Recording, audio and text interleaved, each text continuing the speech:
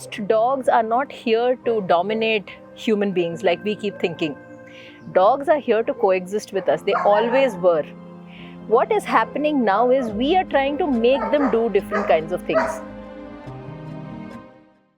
Hello Happy Pet fam, we are at this beautiful lush green property called the Scentral Park. We have the founders here with us. Ma'am, how are you doing today? I'm doing very well, Sanket. Thank you for giving us the opportunity to have this conversation. Thank you so much ma'am, it's good to have you too. Thank you. Can we start with a quick round of introductions? Absolutely. Go ahead. Okay, I'm Devisri. I started off this whole journey around dogs because of my dogs, and I had 5 of them, actually 7 when it was at its worst. And learning to get them to interact with each other was my journey. And in the process, I learned, I studied, I had a lot of fun. And then I met Vidya and her dogs, and we got into this journey together because of that.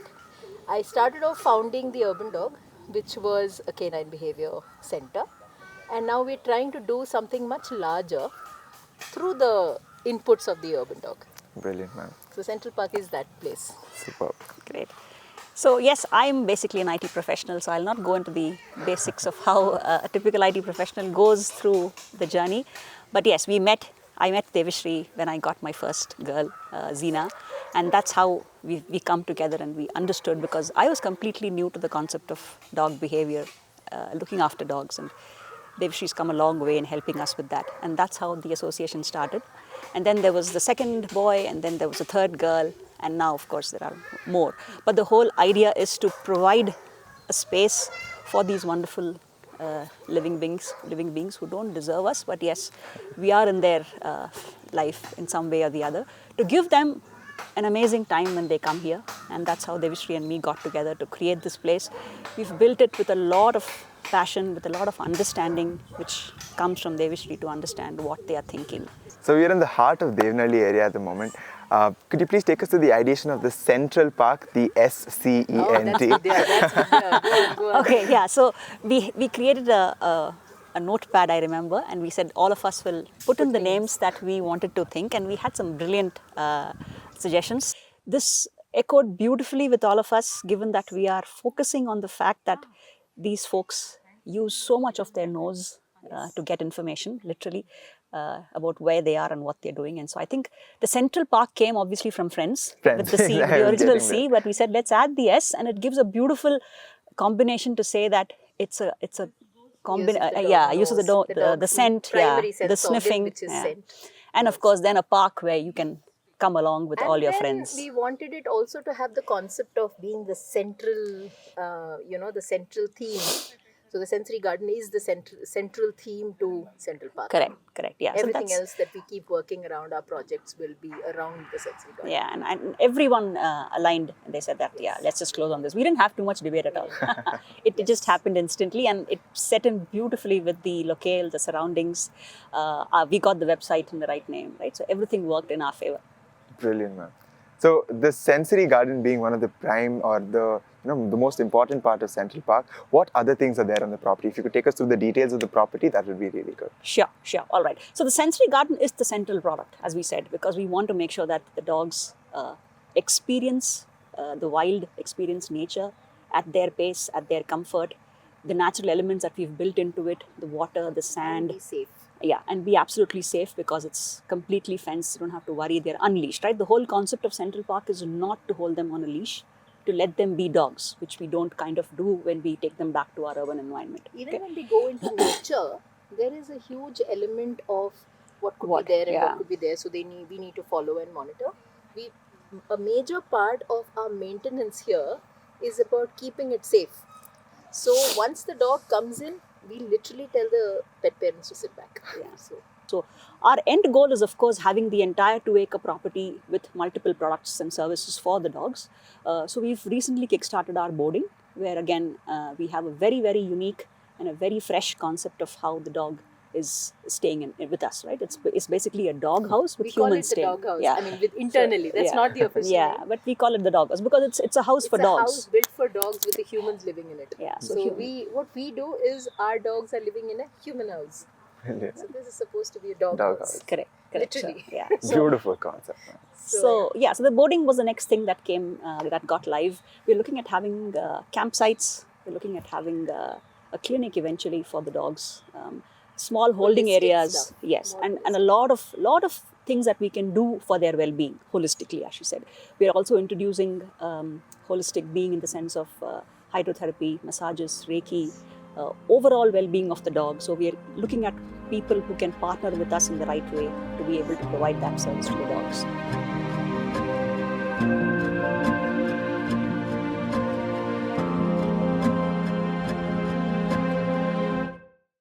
So it is all about education of pet parents only at this point of time. When I was doing the urban dog, that is when I was purely doing a lot more consultations, and of course there was no sensory garden. The sensory garden came out of the inputs that I saw that the dogs were responding to, and therefore this dream. But even then, most dogs are not here to dominate human beings like we keep thinking. Dogs are here to coexist with us. They always were. What is happening now is we are trying to make them do different kinds of things. And as a result, when it's something unnatural to them and it's away from their survival instinct, the dog tends to push back. Even what the dogs are doing is an education to the parents because they've never seen their dogs do things like this. Like there are people who tell us that our dogs are afraid of water. Yeah, I was just about and to they come come to that. Yeah, I was just check about to it come. all out and they literally go into the water. And they're like, he's never done this before. We've gone into ponds and rivers. I said, but that's because you're allowing. Yeah, so One of the elements is you feel that your dog is safe, therefore you're not stressed. And if you're not stressed, you allow your dog to do things, but you wouldn't allow that in a wild space. Because you're worried. Someday there could be a snake, there could be a crocodile or something. But here you do. And as soon as it shows, the dog is free. And then he does things that he's never done before. yeah.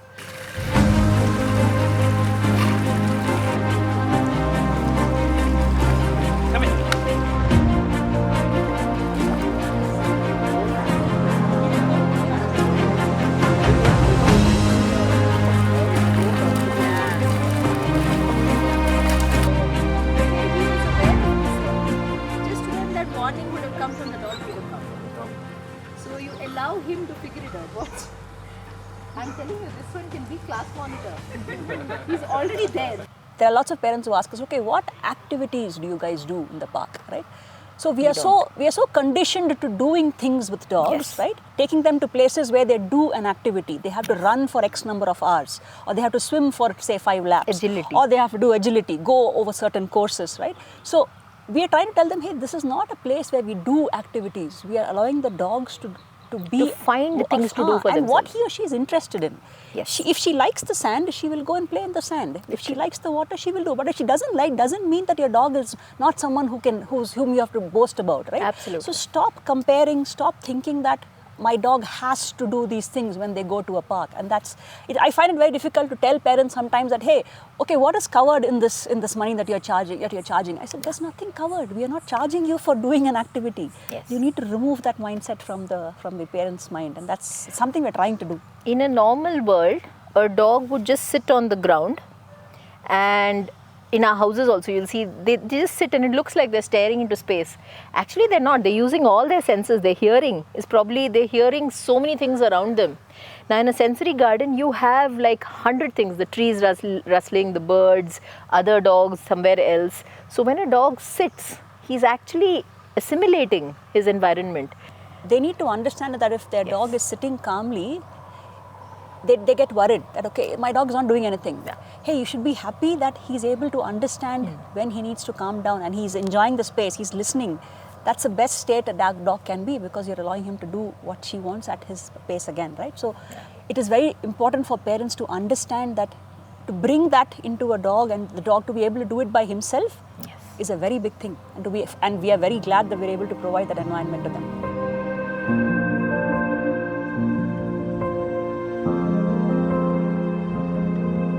We call this one of the elements that we have in Sensory Park, the water. We don't want to call it a swimming pool because it's all fresh water.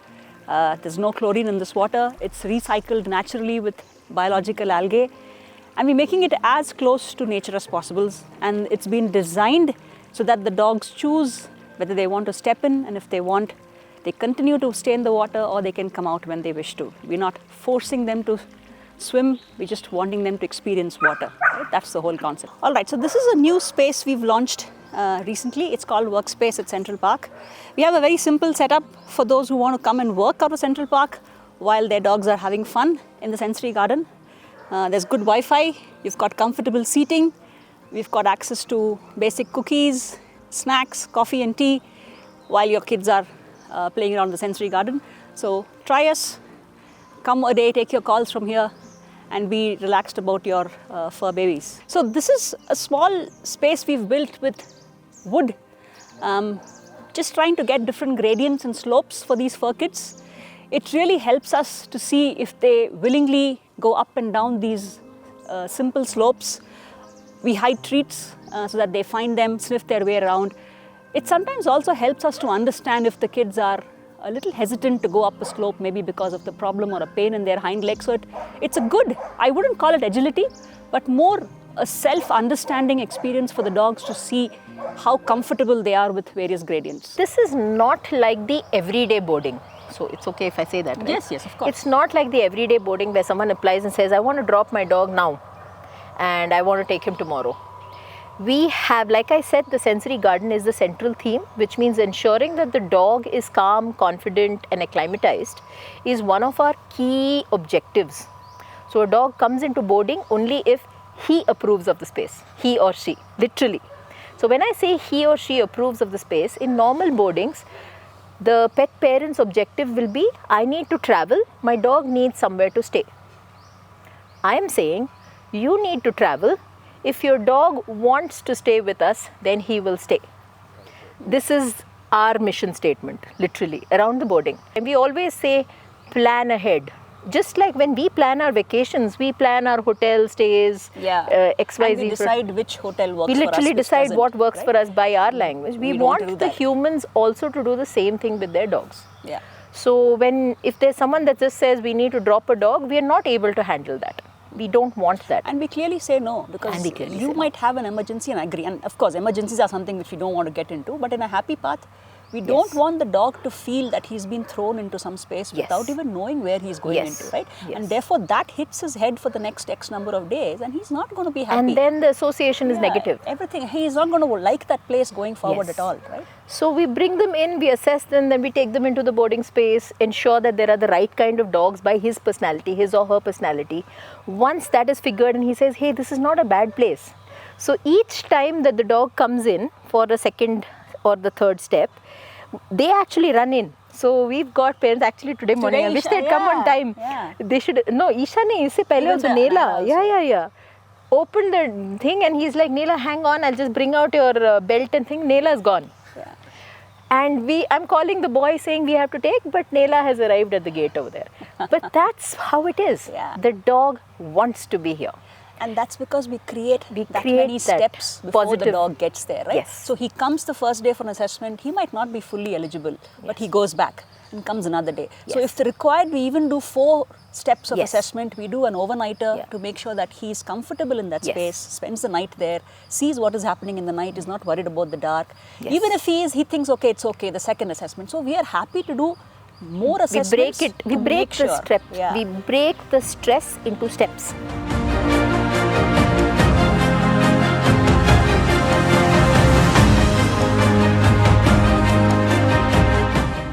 We started Central Park with the single motive of making sure the dogs have a blast at our place. We have multiple places within the Central Park. We have the Crown Jewel Sensory Garden. The Sensory Garden has got so many of the features over here. We also have something for the humans. So we have a cafe for that.